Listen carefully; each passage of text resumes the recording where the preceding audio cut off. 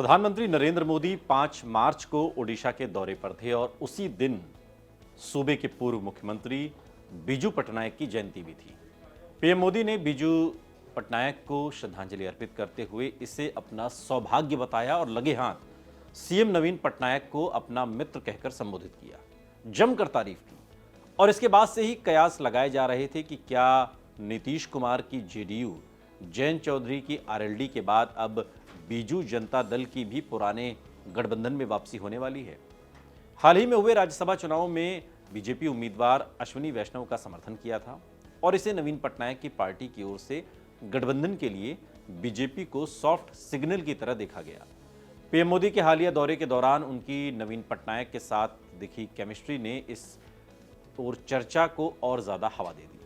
अब दोनों दलों का गठबंधन तय माना जा रहा है, लेकिन सवाल ये भी उठ रहे हैं कि 2000 से ही ओडिशा का पावर सेंटर बने रहे नवीन पटनायक को 15 साल बाद अब आखिर फिर से गठबंधन की जरूरत क्यों पड़ रही है।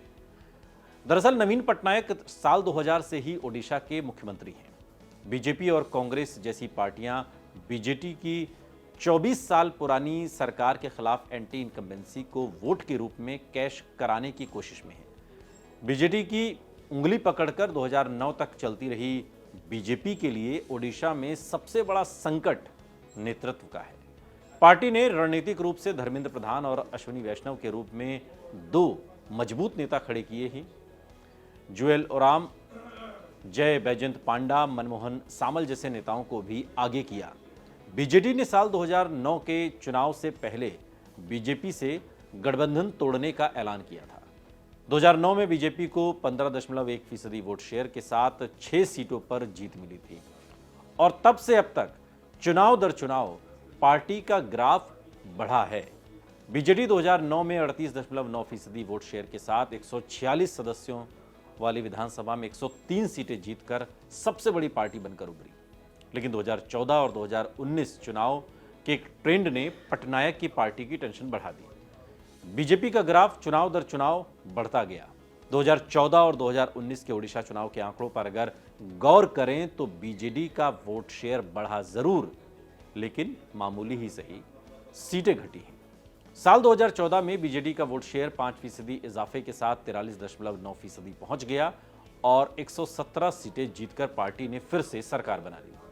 26% वोट शेयर के साथ 16 सीटें जीतकर कांग्रेस दूसरे और बीजेपी 18.2% वोट शेयर के साथ 10 सीटें जीतकर तीसरे स्थान पर रही।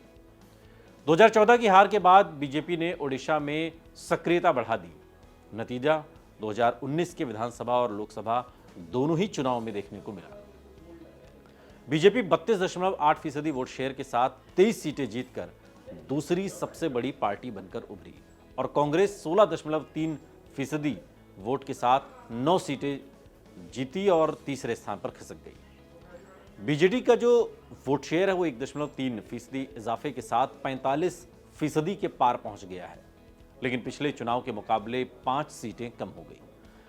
बीजेडी ने 2014 के लोकसभा चुनाव में 44.8% वोट शेयर के साथ 21 में से 20 सीटें जीती और तब बीजेपी 21.9% वोट शेयर के साथ 1 सीट ही जीत सकी थी।